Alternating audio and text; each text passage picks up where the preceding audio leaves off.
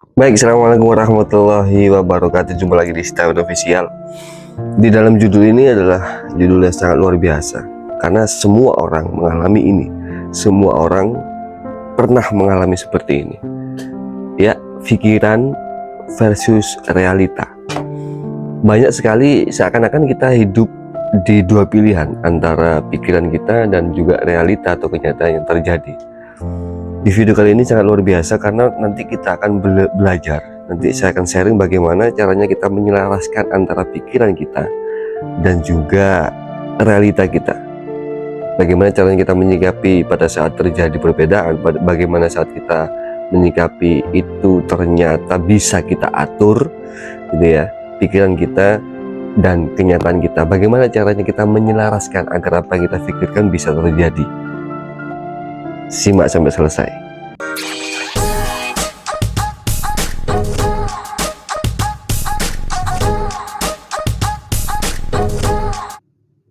Pikiran kita itu adalah dunia yang sangat kompleks sekali. Di dalamnya ada ketakutan, ada harapan, ada impian, dan berbagai macam skenario, tanda kutip bagaimana jika.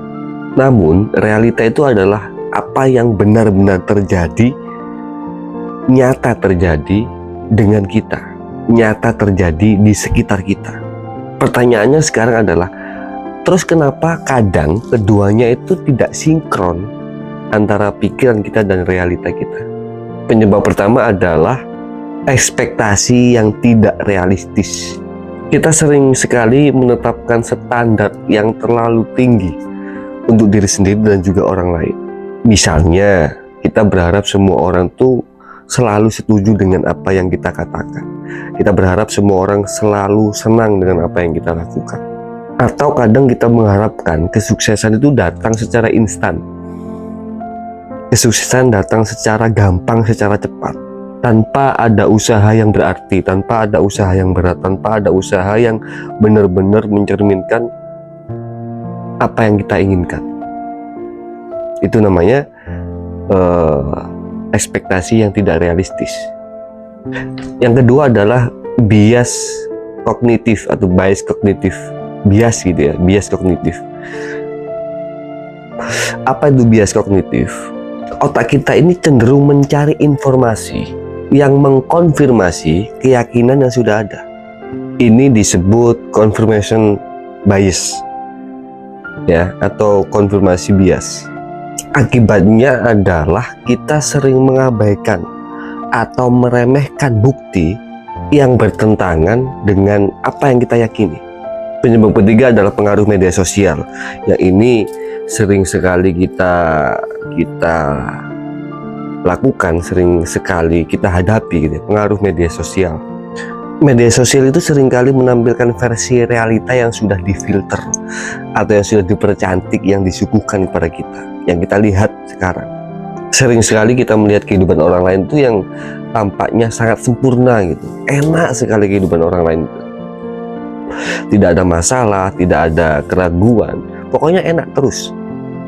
Dan dari itu tanpa sadar kita mulai membandingkan kehidupan kita dengan kehidupan orang lain. Itu pengaruh media sosial yang sangat berbahaya, apalagi di Gen Z sekarang ini. Itu tadi adalah beberapa penyebab bagaimana pikiran kita tidak sinkron, tidak selaras dengan realita yang terjadi, dengan kenyataan yang terjadi di sekitar kita. Sekarang kita bahas tentang dampak apa kira-kira yang terjadi apabila pikiran kita tidak sinkron, tidak selaras dengan realita yang terjadi. Yang pertama pasti stres dan kecemasan. Ketika realita kita yang terjadi tidak sesuai dengan harapan yang kita impikan, tidak sesuai dengan cita-cita yang kita harapkan, kita bisa merasa stres, cemas, dan khawatir. Kita terus-terusan memikirkan bagaimana dan apa yang salah, dan bagaimana untuk memperbaikinya, tanpa benar-benar mengambil tindakan. Itu yang bahaya, ya, kecemasan dan stres. Yang kedua adalah kekecewaan dibarengi dengan frustasi. Kita sering merasa kecewa ketika apa yang kita lakukan, usaha kita itu tidak membuahkan hasil seperti apa yang kita harapkan. seperti apa yang kita inginkan. Kita sudah berusaha nih, kita sudah berusaha maksimal, apa peribahasanya itu, kaki di kepala, kepala di kaki gitu ya. Tapi hasilnya tidak sesuai dengan apa yang kita harapkan.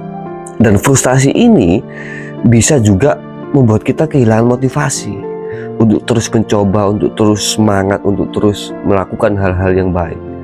Kalau kita sudah kehilangan motivasi, akhirnya kita akan menyerah pada tujuan-tujuan yang sudah kita rencanakan, pada tujuan-tujuan yang sudah kita planning sebelumnya. Yang ketiga adalah dampaknya hubungan yang retak.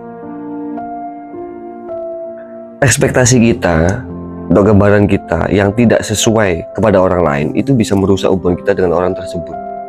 Pada saat kita berharap atau ingin orang lain seperti itu, ternyata kenyataannya orang lain itu tidak seperti itu. Pada saat kita menginginkan, oh dia pasti seperti ini, ternyata dia tidak seperti itu bisa merusak hubungan, bisa membuat hubungan menjadi retak, entah itu pertemanan, perkawanan, rekan kerja, macam-macam. Hubungan kita dan orang lain menjadi retak. Akhirnya kita menjadi orang yang gampang marah, menyalahkan orang lain, dan akhirnya juga sulit untuk memaafkan. Nah, sekarang tiba di sesi yang terakhir. Terus bagaimana bang caranya kita untuk menyelaraskan antara pikiran kita dan realita yang terjadi? Menyelaraskan itu artinya tidak semua yang kita pikirkan harus terjadi. Menyelaraskan itu pada saat pikiran kita tidak sesuai dengan realita, itu tidak ada masalah, tidak ada gap gitu, tidak ada konflik di situ. Jadi kita tetap merasa damai, itu artinya selaras, nyambung gitu loh, meskipun tidak sama dengan apa yang ada di pikiran kita. Bagaimana cara menyelaraskan antara pikiran kita dan realita yang terjadi? Ada beberapa yang sudah saya rangkum. Yang pertama adalah sadari dan terima realita kenyataan yang terjadi. Ingat, sadari dan terima realita atau kenyataan yang terjadi. Langkah pertama adalah kita sadar, kita menerima bahwasanya hidup ini tidak selalu berjalan sesuai dengan apa yang kita harapkan. Hidup ini tidak selalu berjalan sesuai dengan apa yang kita inginkan. Terima dulu itu, sadari dulu itu.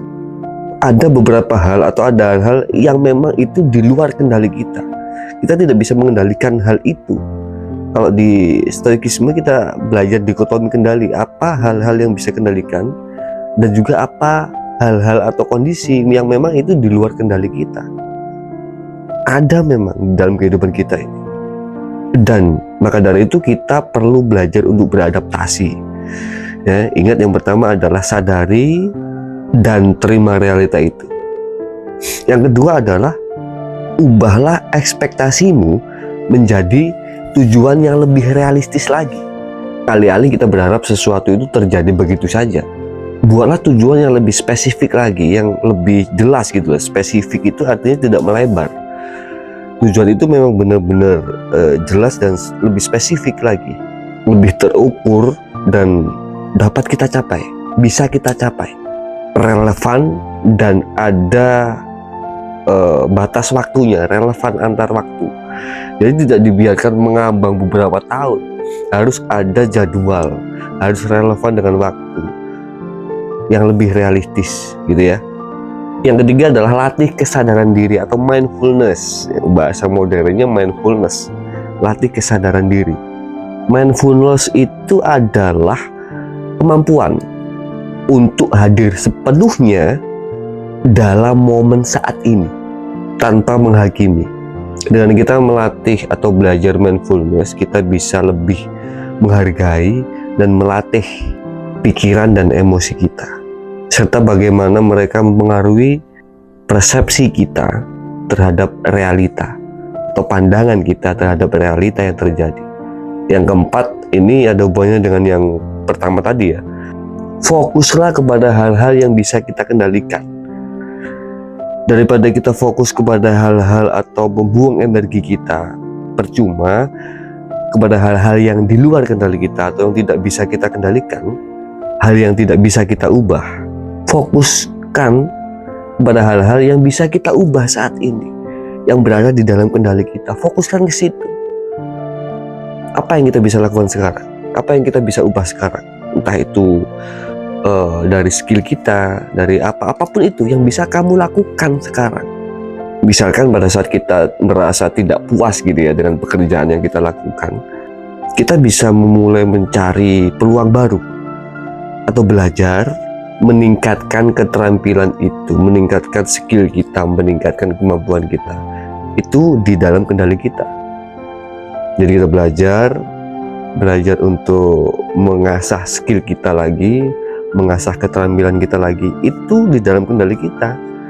Lebih baik itu yang kita lakukan daripada kita melakukan atau memikirkan membuang energi kita untuk terus meratapi hal-hal yang sebenarnya itu di luar kuasa kita, di luar kendali kita. Yang kelima adalah belajar dari pengalaman. Ini penting sekali teman-teman. Pasti kalian atau kamu semua mempunyai pengalaman gitu ya. Entah itu pengalaman positif, entah itu pengalaman negatif. Setiap pengalaman pasti di situ ada kesempatan untuk diri kita belajar lebih berkembang lagi. Jangan biarkan kegagalan yang kamu lakukan atau hal yang kamu lakukan gagal itu membuat dirimu putus asa, berhenti, ngedown. Tapi jadikan itu sebagai pijakan untuk kamu bisa lebih baik lagi dari hari kemarin. Kamu menjadi versi terbaik dari diri kamu dari versi kemarin.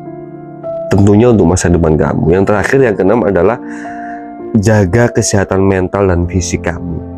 Ini penting sekali. Kesehatan mental dan fisik itu terkait teman-teman. Jadi ada hubungannya. Dia saling mengait, dia saling berhubungan antara fisik kita dan mental kita. Pastikan kamu cukup untuk istirahat, cukup tidur gitu ya. Makan makanan yang bergizi, olahraga yang teratur gitu ya untuk fisik ya. Dan luangkan waktu untuk bersantai, hanya sekedar melakukan hal-hal yang itu membuat diri kamu senang, membuat diri kamu damai, membuat diri kamu nyaman. Meditasi kayak apa kayak pergi ke tempat yang itu membuat diri kamu lebih damai lagi. Itu mempengaruhi kesehatan mental kamu nanti. Coba sekarang saya punya satu studi kasus gitu ya, nanti kita pecahkan bersama-sama. Misalnya gini, kamu berharap mendapatkan promosi di tempat kerja gitu, naik jabatan atau mendapatkan jabatan tertentu. Ternyata bukan kamu yang mendapatkan promosi itu, atau bukan kamu yang menjadi apa yang kamu inginkan atau jabatan itu, ada orang lain. Dan kamu tidak berhasil untuk menempati jabatan tersebut. Pertanyaannya adalah, bagaimana cara kamu menyelaraskan antara pikiran kamu yang tadinya ingin dipromosikan dan menduduki sebuah jabatan, ternyata realitanya ada orang lain yang menduduki jabatan itu. Bagaimana caranya menyelaraskan pikiran kamu dan realita yang terjadi? Coba jawab di kolom komen. Mungkin jawaban kita berbeda gitu ya. Mungkin jawaban kita berbeda. Tapi kalau dari saya pribadi, dengan beberapa pengertian di atas tadi yang sudah saya sampaikan, pada saat ada studi kasus seperti ini, yang bisa kita lakukan adalah, yang pertama, terima bahwa kamu tidak mendapatkan posisi itu atau tidak mendapatkan promosi. Terima dulu. Sadari itu. Kamu tidak mendapatkan promosi atau jabatan yang baru. Yang kedua adalah evaluasi apa yang bisa kamu lakukan untuk memperbaiki kinerja kamu. Setelah kamu terima, oke, saya kali ini tidak mendapatkan promosi, oke, saya kali ini tidak mendapatkan jabatan yang saya inginkan, tapi yang kedua adalah evaluasi bagaimana caranya agar kamu bisa memperbaiki kinerja kamu. Itu yang bisa kamu lakukan, daripada menggerutu ke pimpinan, daripada menggerutu ke itu di luar kendali. Yang bisa kamu lakukan dan di dalam kendali kamu adalah evaluasi diri kamu dan memperbaiki bagaimana caranya agar kinerja kamu semakin baik. Itu yang di dalam kendali kamu. Yang ketiga adalah fokus kepada hal-hal yang bisa kamu kendalikan, seperti mengembangkan keterampilan, belajar lebih baik lagi, atau mencari peluang lain di perusahaan. Itu yang bisa kamu lakukan. Menyelaraskan pikiran dan realita itu adalah sebuah proses yang berkelanjutan, yang berkelanjutan. Tidak bisa secara instan, tidak bisa secara cepat. Artinya di setiap momen kita harus belajar untuk menyelaraskan antara apa yang ada di kepala kita dan realita yang terjadi di sekitar kita. Tidak ada solusi itu yang sifatnya instan. Tapi dengan kita berlatih sabar, kita lebih tekun lagi, dan kemampuan yang kuat untuk belajar, kamu lebih bisa mencapai kehidupan yang lebih bahagia dan lebih bermakna. Jangan lupa untuk like, comment, dan subscribe video ini, bagikan kepada teman-teman kamu yang mungkin merasa relate dengan apa yang kita bicarakan di video kali ini. Jangan lupa komentar gitu ya. Sampai jumpa di video-video selanjutnya membahas tentang pikiran kita atau kehidupan kita, dan see you next time.